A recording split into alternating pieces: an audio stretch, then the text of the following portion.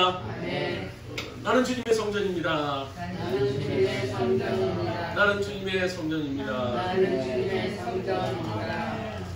코로나 19를 기점으로 해서 기독교와 교회에 대한 그런 사회적 인식이 참 안타깝지만 거의 이제 바닥을 치고 있는 듯한 그런 느낌이에요. 그래서 코로나가 좀 끝나면 좀 이제 오프라인 현장 예배도 좀 참석하고 그럴 줄 알았는데 현실은 그렇지 않은 것 같아요. 오히려 저희 주변에 보니까 그동안 셔터를 내렸던 이단 교회들이 셔터를 올리고 막 움직이더라고요. 저희 아파트 옆에 교회 건물 하나 크다기보다고 하여튼 자체 건물 하나님의 교회라는 데가 있어요. 근데 새로 건물을 이제 기존 교회에서 인수를 하고 했는데 몇 년 동안 쭉 하더니 요즘에는 셔터 올리고 막 사람들도 왔다 갔다 하고 뭐 아침 되면 뭐 거기 조끼를 그게 찌개 들고 돌아다니면서 주변에 막 사람들한테 인사도 하면서 막 이렇게 쓰레기도 줍고 그런 모습을 보면서 야 코로나 끝나니까 이게 더 이단들이 더 이렇게 설치는구나. 그래서 야 이제 기독교가 더 각성해야 되겠는데 더 깨달아야 되는데 그런 안타까운 마음을 가져요. 사실 그동안 이 사회가 이 교회와 이 기독교에 대해서 끊임없이 여러 번 경고를 했어요. 뭐 세습 문제라든지 뭐 돈 문제, 뭐 이성 문제 수없이 경고를 했죠. 근데 무시를 했어요. 그래도 세습 문제는 뭐 교단별로 그 목소리를 수용해서 법적으로 아니다라고 규정을 했지만 그 법마저 초법적으로 깨뜨렸던 한국의 개혁교회. 그래서 보니까는 결국 이제 아들이 승계를 해서 하다가 성도들 중에 몇 명씩 소송을 걸어서 1월인가요? 2월에 2심에서 이제 아니다라고 판결을 받고 이제 재심을 지금 기다리고 있는 상황인데요. 뭐 돈 문제도 그렇고 뭐 이성 문제도 그렇고 여러 가지 문제에 대해서 사회가에서 정통 교회에 대해서 그렇게 개혁을 요구하고 했지만 이미 반성이나 이 개혁에 대한 동력을 상실한 이 교회는 그렇게 하지 못했어요. 근데 이번 코로나가 아주 결정타가 돼서 회복이 불가능할 정도로 지금 교회가 힘들어지고 있는 것 같아요. 얼마 전까지 목사님들 모이시면 한숨 쉬면서 하시는 말씀, 야 코로나 끝나면 그래도 교회 오겠지, 교회 오겠지. 그래도 빈자리 채워지겠지 라고 맹안을 했는데 그러나 현실은 그렇지 않은 것 같아요. 얼마 전에 이 코로나 인원, 종교시설 인원 제한이 해제된 가운데 교회에서 현장 예배 참석률을 조사한 그런 자료가 있어요. 예장 통합총회하고 뭐 기아대책, 뭐 목회 데이터 연구에서 만 19세 이상 1,500명을 대상으로 해서 지난 4월 15일부터 25일까지 10일간 조사를 했는데 그 조사에 따르면 교회 규모별로 현장 예배의 참석률이 차이가 났더라고요. 그러니까 99명 적은 교회 인수의 인원의 회복이 71% 정도 됐고요. 100명에서 99명 밑에는 60%, 반면에 1000명 이상 교회는 46%, 그러니까 반 이상이 이제 교회를 지금 회복됐음에도 불구하고 이 코로나가 끝났음에도 불구하고 다시 회복하지 못하는 그런 상황에 놓이게 됐다는 그런 데이터를 본 적이 있습니다. 지금 문제가 아니라요. 앞으로 짧게는 15년, 길게는 20년 뒤에 이제 고령화된 노인들만 남아있었던 대형 교회들이 어떻게 될지 참 안타까운 마음이 듭니다. 이게 또 사회적으로 기름에 불에 기름 붓듯이 뭐 극우 성향의 유튜버들은 막 일어나가지고 막 떠들면서 막 검증도 안 된 사실을 얘기를 하는데 보면 그분들 다 기독교인들이더라고요. 기독교인들이 얘기를 하는데 모르겠어요. 그게 뭐 진실이 아닌지 저는 잘 모르겠어요. 검증도 안 된 건 확실한 것 같아요. 떠들어서 그런 걸 통해서 기독교에 대한 인식이나 젊은 사람들이나 양식 있는 분들에게 기독교에 대한 인식이 뭐 꼰대나 고집불통으로 전면 낙인찍 키워가고 이런 모습들을 보게 됩니다. 이런 상황 속에서 이런 상황, 이런 사회 속에서 내가 예수를 믿는 자라 하나님을 나타내기 참 어려운 것 같아요. 더욱이 또 안 믿는 사람에게 복음 전하고 전도한다는 것은 더욱 힘든 그런 세상이 되고 있는 것 같아요. 그것은요, 세상에서 믿음을 가지고 복음을 제대로 전하기 위해서는 손해나 핍박을 이제 감수해야 된다는 거예요. 내가 예수 믿는 사람입니다. 여러분 예수 믿으세요. 복음 전하기 위해서는 이제 핍박이 몰려오는 그런 시대가 뭐 지금도 우리가 복음 전하기에 당연히 그런 핍박이 있어야 되는 거예요. 그러나 우리가 아무리 힘든 핍박과 박해를 받으면서 신앙생활을 한다 해도 오늘 본문에 나와 있는 이 초대 크리스찬들만큼 하겠느냐는 거예요. 오늘 본문 당시 그들이 박해는요, 우리의 상상을 뛰어넘습니다. 오늘 본문의 배경은 네로 황제 때로 돌아가죠. 그래서 네로 황제가 이제 로마 중심에 커다란 화재를 일으켜요. 그 화재를 일으켰던 그 이유가 역사서에 보니까 시상이 떠오르지 않는다. 미친 사람이죠. 네로 황제가. 시상이 떠오르지 않는다고 로마 시내에 불을 지르고 그 불을 지르는 모습을 보면서 불타는 모습을 춤추면서 시를 쓰고 또 노래를 부르게 된 거예요. 그래서 성난 군중들이 로마 군중들이 막 이제 항의를 하니까 그 원인을 찾아 돌려야 되는데 누구한테 돌렸느냐? 크리스찬들에게 그 원인을 돌렸던 겁니다. 그래서 방화의 주인공이 크리스찬이다. 소문내기 시작했어요. 그래서 줄줄이 크리스찬들이 막 잡혀갑니다. 그래도 그 중에서 나는 크리스찬이 아닙니다. 나는 로마 황제, 네로 황제만 주님입니다. 나의 주님은 예수 그리스도가 아닙니다. 라고 고백했던 사람들, 번복했던 사람들, 주님을 주님으로 고백하지 않았던 사람들은 살아남을 수 있었지만 그 가운데서도 주님은 예수님이 우리들이 주님입니다. 로마 황제, 네로는 우리의 주님이 아닙니다. 라고 거절했던 사람들, 그런 사람들은 살지 못하고 다 죽었습니다.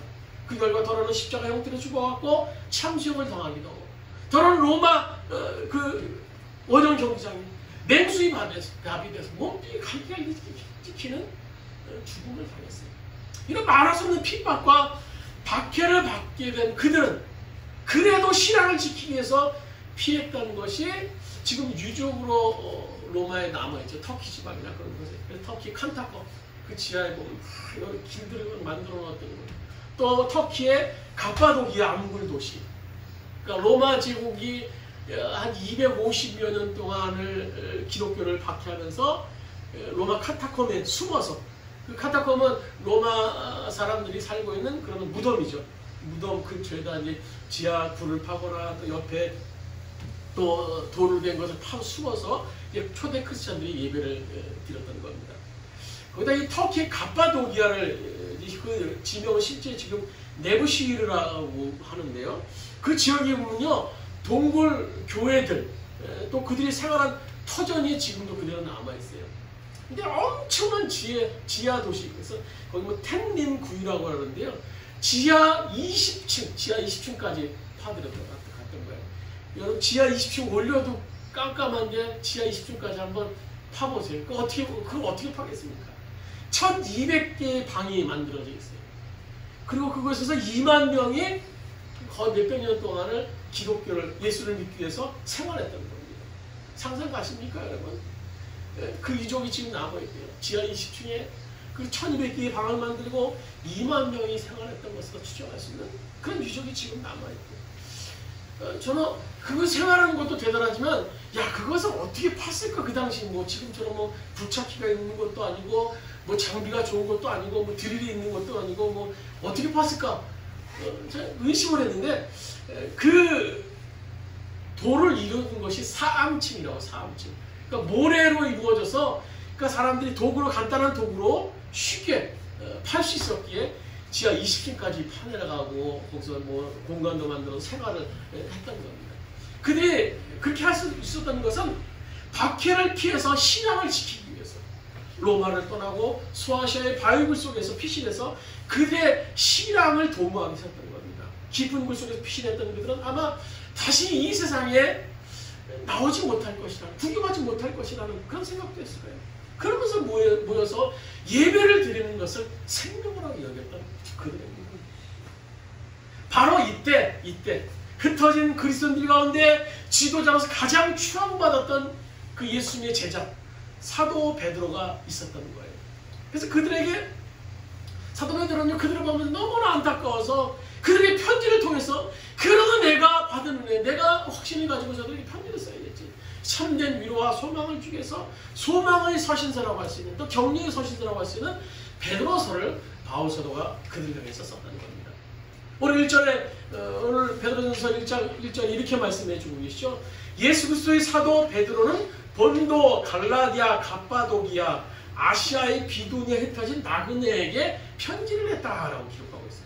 사도 베드로는 모든 것을 포기하고 흩어졌던, 로마를 중심으로 흩어졌던 오늘 그들에게, 당시 그리스도인들에게 아직도 희망을 갖고 살아야 돼요. 정말 절망적이고 아무것도 보이지 않는 그런 현실 가운데 그래도 아직도 희망을 갖고 살아야 할 이유, 그 산 소망을 가져야 될 이유에 대해서 말씀해 주고 계세요. 오늘 3절 이렇게 말씀해 주고 계세요. 3절 같이 한번 읽도록 하겠습니다.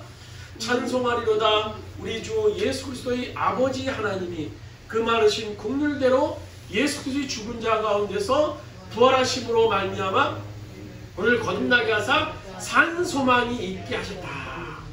아버지 하나님으로 말미암아 산 소망이 있게 하셨다는 거예요. 이것은 오늘날 세상 속에 힘겹게 우리가 신앙생활하면서 하나님 나라의 비전 참전 상식들 들어가고 믿는 자들이 손가락질 받는 것 같은 이런 현실 속에서 그래도 아직도 희망을 가지고 우리가 살아야 될 충분한 이유가 있다라고 오늘 본문은 선포하고 있는 거예요. 세계국에서 아우성이고 이때 우리가 희망을 말할 이유, 희망을 갖고 살아야 할 이유가 무엇입니까? 4절은 이렇게 말씀해 주고 있어요. 우리 4절, 우리 베드로전서 1장 4절 말씀 같이 한번 읽도록 하겠습니다. 썩지 않고 더럽지 않고 쇠하지 아니하는 유업을 잃게 하시나니 그건 너희를 하늘에 간직하신 것이라.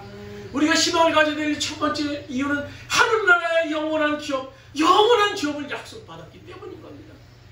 오늘 여기서는 유업이라고 나와 있는데요. 기업이나 유업이나 오늘 개혁 한글 이전 버전은 기업으로 나옵니다.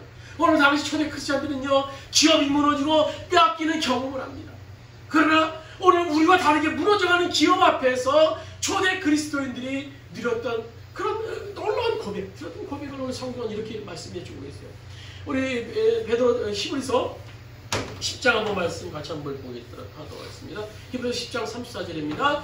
자기 소유를 빼앗기는 일이 있어도 그보다 더 좋고 더 영원한 재산이 있다는 것을 알고 그런 일을 기쁘게 당하였습니다. 재산을 빼앗겼는데 어떻게 당했다고 말합니까? 기쁘게 당했다. 기쁘게 당했다고 말해요. 기쁘게 당했다. 아니 재산을 빼앗기는데 내 걸 빼앗기는데 어떻게 기쁘게 빼앗길 수 있어요? 그들이 땅에서 기업이 무너지고 빼앗김을 당하면서도 기쁘게 빼앗길 수 있었던 것은 뭡니까? 더 좋고 영원한 재산, 기업이 있는 것을 알았기에 기쁨으로 당했다라는 거예요.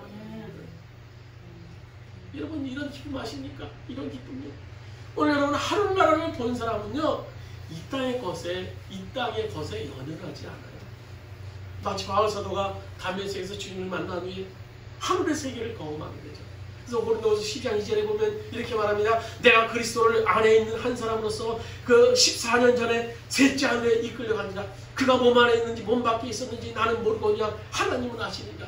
바울 사도는요, 입신의 경지에 올라서 하늘나라 본 사람이에요. 하늘로서 천국을 본 사람입니다. 그 12장 4절 고린도서 12장 4절에 하늘나라를 보고 나서 이런 고백을 하죠. 같이 한번 읽도록 하겠습니다. 그가 나고노에 끌려가서 말로 표현할 수 없는 말을 들었으니 사람이 가히 이르지 못할 말이로다. 놀라운 하나님의 세계를 경험한 바울은요, 자기가 가진 언어, 우리가 가진 언어는 도저히 설명이 불가능할 정도의 영광을 경험했다라는 거예요.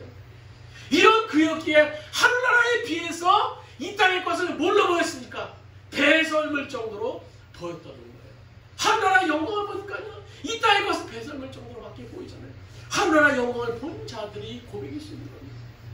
오늘 마태복음 13장 44절에 감추인 보화의 얘기가 나와요. 오늘 성경 한번 같이 읽도록 하겠습니다. 마태복음 14장 44절입니다. 전국은 마치 밭에 감추인 보화와 같으니 사람이 이를 발견한 후에 숨겨두고 기뻐하며 돌아가서 자기 소유를 다 팔아 그 밭을 사느니라. 이 당시 고대 당시는요, 이스라엘 당시는 은행이 물론 없었겠죠. 전쟁은 잦았어요. 그러다 보니까 자기도 있는 사람이 금은보화가 있으면 그것을 보관해야 되는데 뭐 집에도 넣을 수도 없고 어디도 넣을 수 없었어요. 그래서 땅을 파서 밭에다 묻어 넣는 것이 흔한 일이었어요. 그런데 그러다 보니까는 전쟁도 있고 막 삶이 혼란스러우다 보니까 뭐 죽는 사람도 있었을 것이고 또 시종되거나 또 밭에 묻어놓고 잊어버리는 그런 사람도 있었을 겁니다. 근데 어느 날 일꾼들이 땅에서 땅을 파다 보니까 보화가 발견된다. 그러면 그 사람은 그 가치를 알았기에 그 보화를 소유하기 위해서 얼른 가서 그 땅을 사기 위해서 얼른 재산을 다 팔아서 그 밭을 사는 경우가 종종 있었다고 합니다. 이런 사람이 자기 소유를 파는데 근심하며 팔겠습니까? 오늘 마태복음 13장 44절에 보면 어떻게 팔았다고 해서 기쁨으로 자기 소유를 다 팔았다가 다 팔았다. 금은보화를 발견했는데 그 금은보화를 사기 위해서 자기 소유를 다 팔아서 밭을 사는 것이 과연 아까웠겠습니까? 천국은 마치 이와 같다라는 거예요. 오늘 그 천국에 대해서 오늘 4절은 더 구체적으로 얘기하고 계시죠. 우리 4절 같이 한번 읽고 4절 같이 한번 읽도록 하겠습니다. 썩지 않고 더럽지 않고 쇠하지 아니하는 기업을 있게 하시나니 곧 너희를 위하여 하늘에 간직하신 것이라. 하늘나라의 기업은 어떻게 뭐라고 말씀하십니까? 썩지 않는 기업이 썩지 않는 기업. 불멸 영원한 기업이 영원한 기업, 영원한 기업. 하늘나라는 이 땅의 삶은요 잠깐 순간 찰나에 지나지 않는 것입니다. 저 영원한 하늘나라의 기업에 비하면요 더럽힐 수 없는 기업, 거룩한 기업이에요. 쇠하지 아니하는 기업, 불멸의 기업. 우리를 하늘나라에서 예배해 놓으시는 것이 이 천국이 바로 이런 것이라는 거예요. 이 소망의 기업을 오늘 5절에 어떻게 보장하신다고 말씀해 주고 있는 5절입니다. 같이 한번 오늘 본문 5절 같이 읽도록 하겠습니다. 너희가 말세에 나타나기로 예비하신 구원을 얻기 위하여 믿음으로 말미암아 하나님의 능력으로 보하심을 입었나니. 오늘 5절에 새 번역 버전으로 된 걸 같이 다시 한번 읽도록 하겠습니다. 하나님께서는 여러분의 믿음을 보시고 그의 능력으로 여러분을 보호해 주시며 마지막 때에 나타나기로 되어 있는 구원을 얻게 해 주십니다. 우리가 이 천국을요 믿을 때 하나님께서 우리를 능력으로 보호해 주세요. 능력으로. 그러면 하늘나라에서 보장해 주신다는 건 언제 보호해? 지금 보호해 주신다는 거예요. 지금 보호해 주셔서 천국길로 나를 인도해 주시고 초청해 주신다는 겁니다. 결국은요 천국을 믿는 삶은 저 천국에서만 끝나는 오늘 삶과 연결돼요. 천국을 믿는 삶하면요 오늘의 삶과 모습이 달라지게 되어 있어요. 내가 이 땅에 손해를 봐도 감춰진 부활을 발견한 사람처럼 지금 당장 조금 잃어버려도 주께서 영원한 것을 준비하셨기에 그것에 연연하지 않습니다. 밭에 감추인 부활을 발견한 어떤 사람처럼 자기의 전 재산을 팔아서 밭을 구입한 어떤 사람처럼 하나님을 경험하고 자신의 모든 삶을 하나님 나라를 위해서 사용한 어느 사도 바울처럼 지금 이 땅에서의 잠깐 이 삶이 초점이 아니라 영원히 거할 그 땅을 위한 삶으로 초점이 바뀌게 된다는 겁니다. 우리 확신하는 본향, 저 천국을 영원한 소망을 확신한 것이라면 지금 우리가 희망을 말할 수 있는 확실한 근거가 될 수 있는 겁니다. 하늘나라에 대한 소망이 있기 때문에. 또 우리가 희망을 갖고 살아야 될 두 번째 이유를 성경은 뭐라고 말씀하십니까? 3절 우리 한번 같이 읽도록 하겠습니다. 3절입니다. 보면 우리 주 예수 그리스도의 아버지 하나님 찬송하리이다. 그의 많으신 공의대로 안에서 부활하게 하심으로 말미암아 우리를 거듭나게 하사 산 소망이 있게 하시며 우리가 오늘 희망을 갖고 살아야 될 이 절망적인 이 시대 속에서 희망을 갖고 살아야 될 두 번째 이유는 뭡니까? 우리는 부활의 주님을 체험한 사람들이기 때문이에요. 예수님이 십자가 사건 전에서 예수님의 제자 공동체가 풍기박산 됐죠. 완전히 해체됐어요. 예수님과 함께 했던 모든 사람들은 다 불불이 터집니다. 그것은 추억이었어. 그것은 한날의 꿈이었어. 체념하고 각기 제 길로 돌아갑니다. 그러나 순간 제자들이 다시 예루살렘으로 모이기 시작했어요. 그리고 그들은 목숨을 걸고 복음을 증거하면서 방방곳곳에 새로운 공동체로 그들이 예수의 공동체가 태어나기 시작했습니다. 무엇이 그들을 변하게 했습니까? 바로 부활하신 주님을 만났기 때문에. 살아계신 주님. 그 대표적인 사건이 누가복음 24장에 엠마오로 향했던 두 제자 아닙니까? 부활하신 예수님이 오늘 고향인 엠마오로 향하던 두 제자 곁에 나타나셨어요. 그런데 그들이 깨닫지 못했죠. 인식하지 못했죠. 그리고 제자들은 예수님과 함께 어떤 사람이 있는 줄 알고 힘없이 절망적인 대화를 나눕니다. 어떤 예수가 한 분 있었는데 그분이 우리 가운데 오셔서 우리가 그분을 따랐는데 그분이 죽었어요. 이제 아무것도 없어요. 그분이 죽었어요. 이제 끝이에요. 아무것도 없어요. 절망의 대화를 나누고 있었어요. 근데 예수님은 제자들과 함께 성경을 나눠서 성경을 통해서 말씀을 나누기 시작했습니다. 그래서는 이 두 제자의 눈이 갑자기 확 열리기 시작하면서 가슴이 뜨거워졌어요. 그리고 자기들과 대화를 나누는 상대방이 그분이 부활하신 예수님, 주님인 것을 알아차립니다. 그 순간 이 제자들은 모든 것이 변해요. 이제 고향으로 향하던 그들의 발걸음은요 다시 예루살렘으로 돌아갑니다. 그리고 제자 공동체에 들어가서 그 사실을 전해요. 그리고 복음을 위해서 생명을 던집니다. 이것이 부활의 공동체인 예수님의 교회의 시작이었다는 거예요. 우리도 이 부활의 사실을 우리도 믿어요. 그러나 많은 성도들이 이 부활의 시작은요 주님이 다시 오시는 재림의 부활을 교리적으로 믿는 게 있어요. 마지막 날 그날 예수님과 함께 내가 부활하겠지, 난 천국 갈 거야, 난 부활할 거야 믿습니다. 마치 요한복음 11장에 나오는 나사로의 동생 마르다와 같대요. 죽음의 현장, 오라비의 죽음의 현장에 예수님께서 나타나셨어요. 마르다는 이렇게 말합니다. 마지막 날, 부활의 날 다시 우리 오라비가 살 줄을 압니다. 역사가 끝날 주님께서 오시는 날 약속하신 대로 부활하실 줄 압니다. 오늘 우리들의 믿음과 동일해요.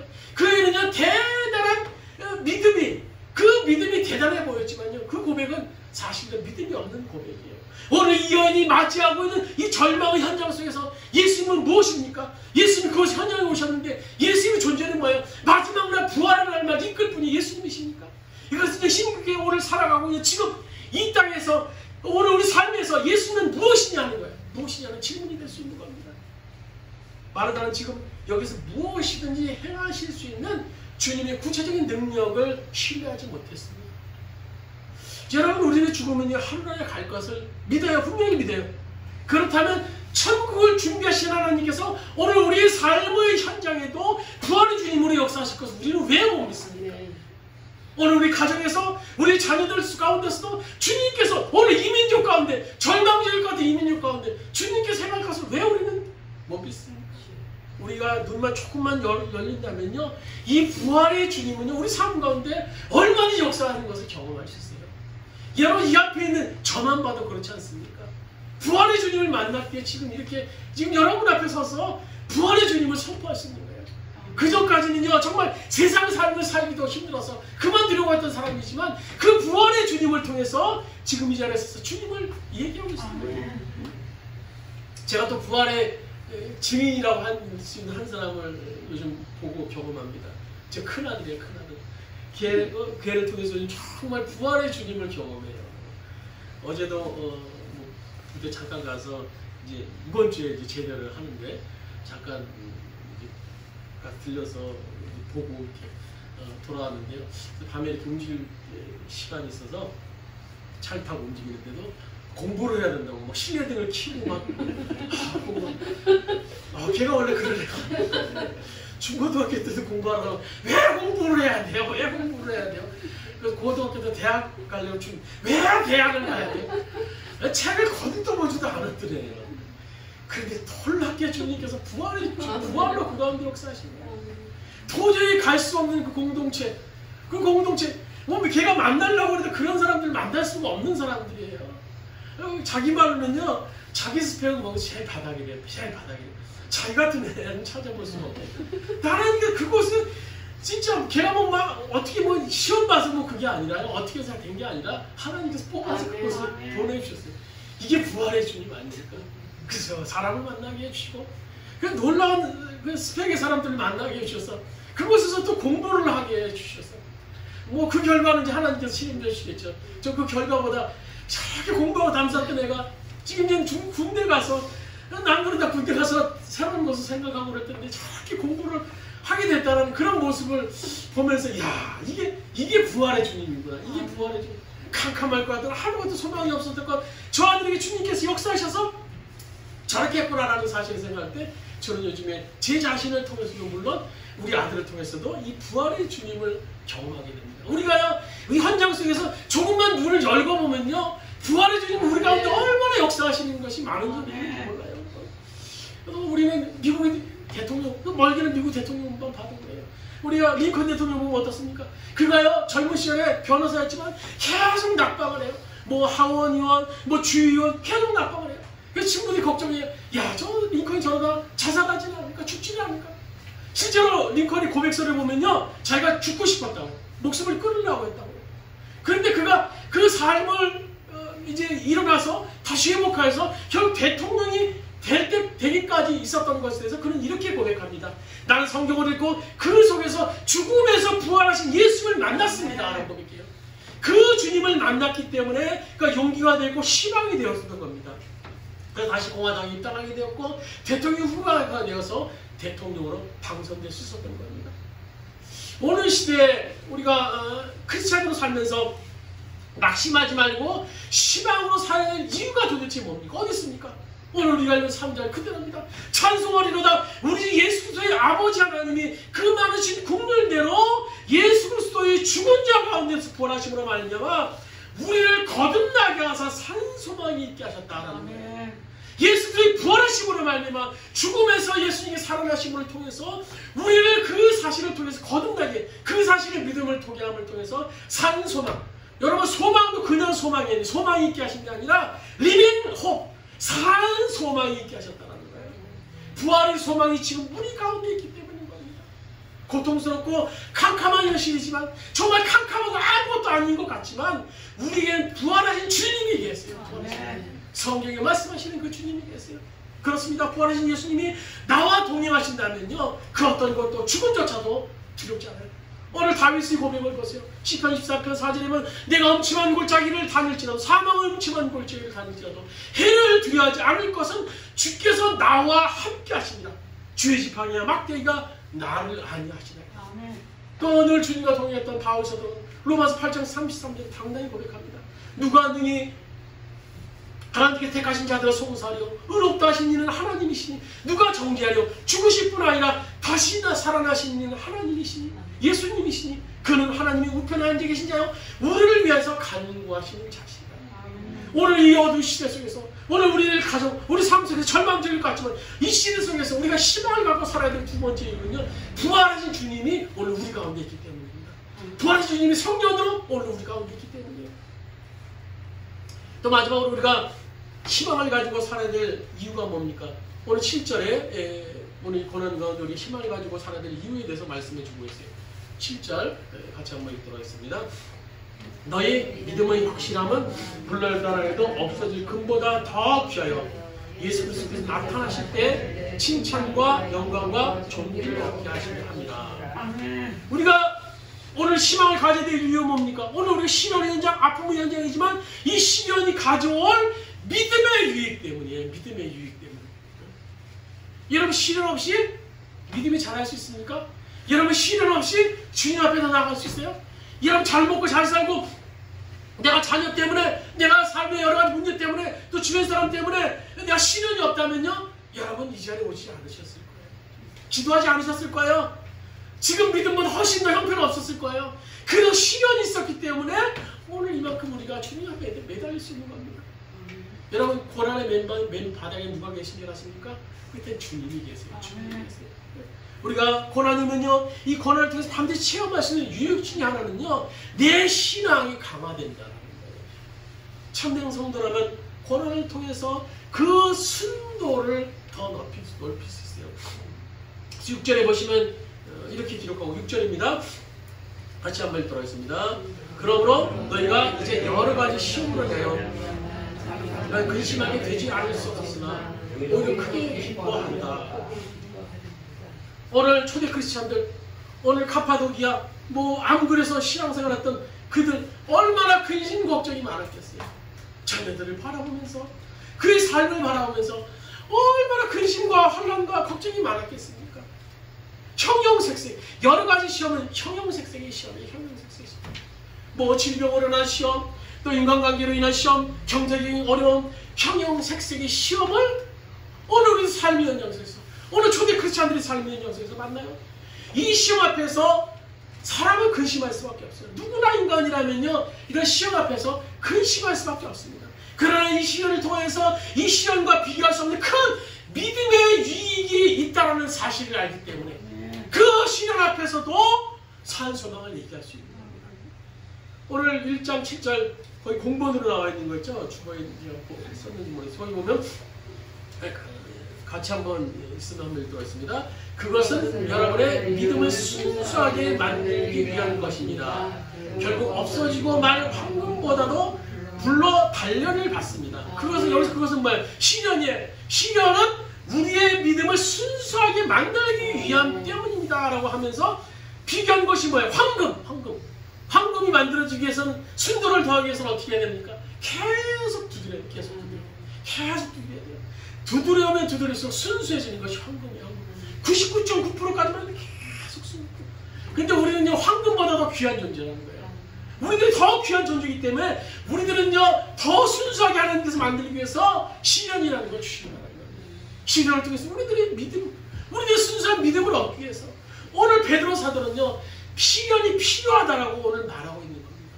여러 종류의 시험이다. 오늘 이 시험을 제대로 글쓴답게 통과하면요, 반드시 믿음의 유익이 있음을 오늘 말씀해 주고 계십니다. 우리 이 고난에 대해서 자세에 대해서 베드로전서 3장 14절 15절에 구체적으로 말씀해 주고 계시죠. 우리 한번 성경 한번 보시겠습니다. 베드로전서 3장 14절 15절 말씀, 우리 2절 말씀 같이 한번 읽도록 하겠습니다.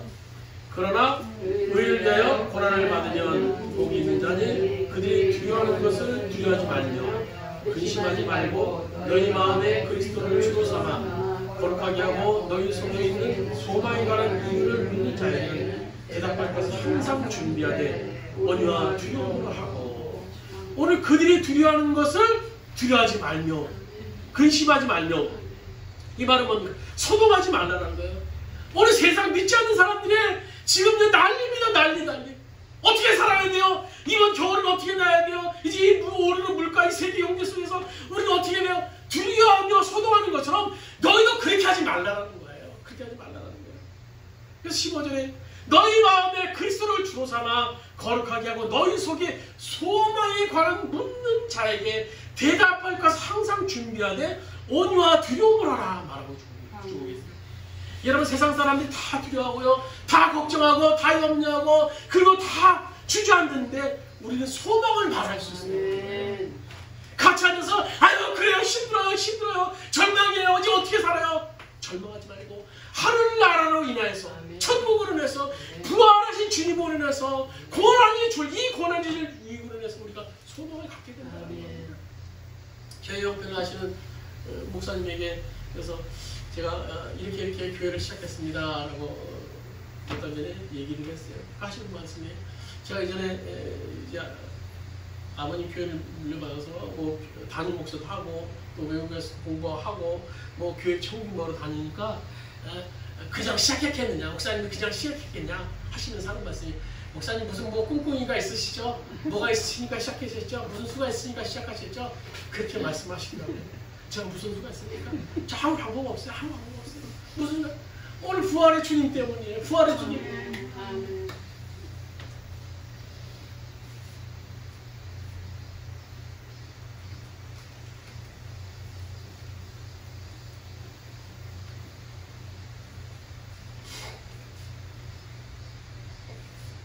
부활의 주님이 내 안에 임재하셨기 때문에.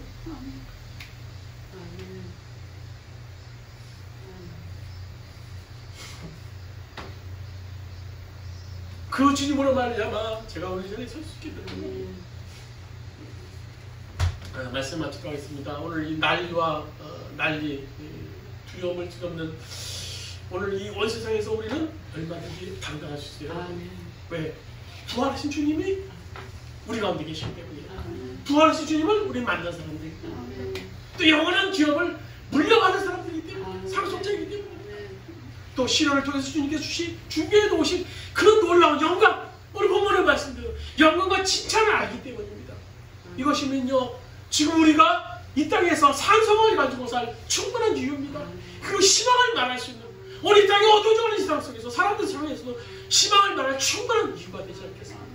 오늘 이 어려운 시대 속에서 여러분 낙심하지 마시고 절망하지 마시고 오늘 주님을 통해서 소망을 말할 수 있는, 그 준비할 수 있는 오늘 여러분 되시길 주님의 이름으로 축원드립니다. 우리 한번 다시 한번 찬양 한번 드리시고, 우리 살아계신 주 찬양 한번 드리시고, 한번 주여 우리 한번 외치고 우리 합심해서 통성으로 기도 드리시겠습니다. 주 하나님 독생자께서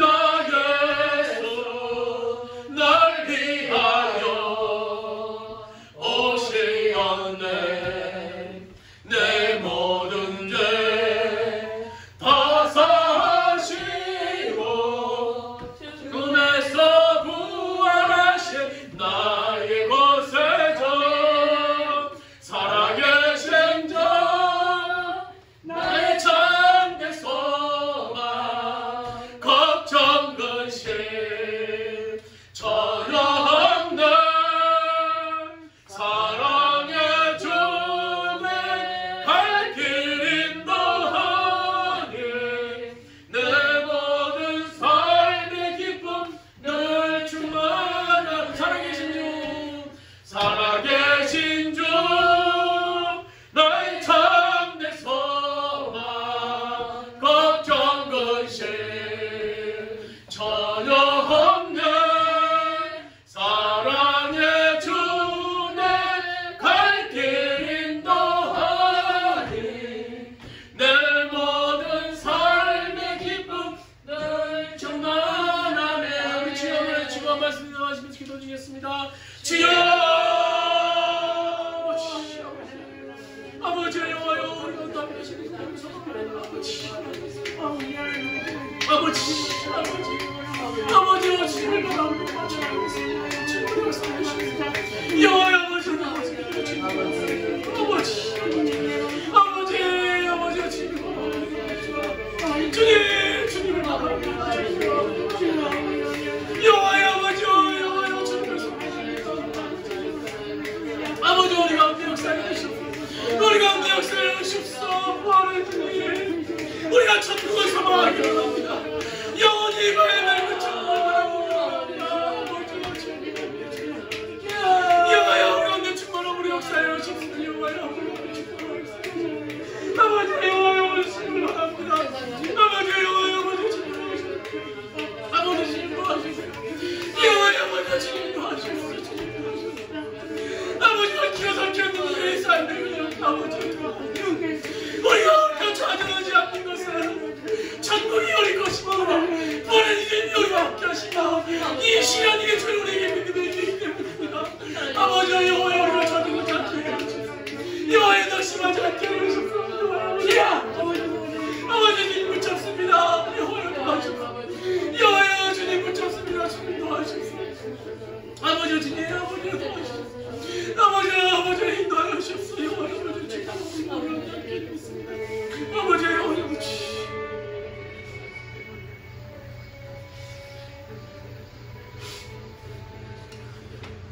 원세상은 아우성입니다. 앞으로 어떻게 살아야 되는가? 앞으로 우리가 어떻게 먹고 살아야 되는가? 누워 살아야 되는가? 아우성인 세상 속에서 우리 삶도 역시 엉킨 식탁처럼 아버지 얽히설키 엉켜있습니다. 도대체 어떻게 해야 될지 우리 낙심하며 좌절하며 한숨 쉴 때가 너무나 많은 것이 우리들의 삶임을 주님 앞에 솔직히 고백드립니다. 그러나 오늘 낙심에 빠져있던 오늘 이 초대교회 성도들 아버지 예수를 믿는다는 이유 때문에 핍박을 당하고 아버지 죽임을 당하고 또 더 예수를 믿기 위해서 아버지 암골 도시에 들어가서 도시를 형성하면서 수백 년 동안 신앙을 지켰던 이들의 모습을 우리가 바라봅니다. 그들을 향해서 우리 베드로 사도가 말했던 것처럼 천국과 영원한 천국을 소망할 것이며 아버지 부활하신 주님이 우리와 함께 하시며 시련을 통해서 주를 건주임을 소망하면서 산소망을 가지라고 말씀해 주고 계십니다. 우리 역시 어두운 시대 속에서 아버지 영원히 가야 될 우리들이 저 땅을 바라보게 해주시고 부활하신 주님이 우리가 능력으로 우리 가운데 함께 해주시고 아버지 이 시련을 통해 주신 우리들의 믿음의 유익을 바라면서 희망을 말할 수 있는 우리 모든 성도들 될 수 있도록 주님 인도하여 주셨소. 이 세상을 바라며 우리도 아우성치지 않게 해주셨소. 절망을 말하지 않게 하여 주셨소. 주님으로 말하며 산소망을 얘기하시는 우리들 될 수 있도록 주님 인도하여 주셨소. 주님이 해놓으신 이루신 우리들의 가정을 바라면서 우리들의 자녀를 바라면서 이 세상을 바라면서 소망을 말할 수 있는 우리 모든 성도들 될 수 있도록 주님 인도하여 주시옵소서. 이제 우리 주 예수 그리스도의 은혜와 하나님 아버지의 음원하신 사랑하심과 보혜사 성령님의 감화 감동 내시고 통하시는 종이 오늘 이 어두운 시대 속에서도 산소망을 얘기하며 절망 가운데 산소망을 초대교회 성도들이 얘기했던 그 베드로의 사도의 그 가르침을 본받아서 우리가 정말 희망을 얘기하며 산소망을 얘기하길 원하는 오늘 모든 우리 주원의 성도들 머리 위에 그의 가정에 사업장과 직장에 이 민족에 있다 이 모든 교회에 이제부터 함께 하시기를 간절히 축원하옵나이다.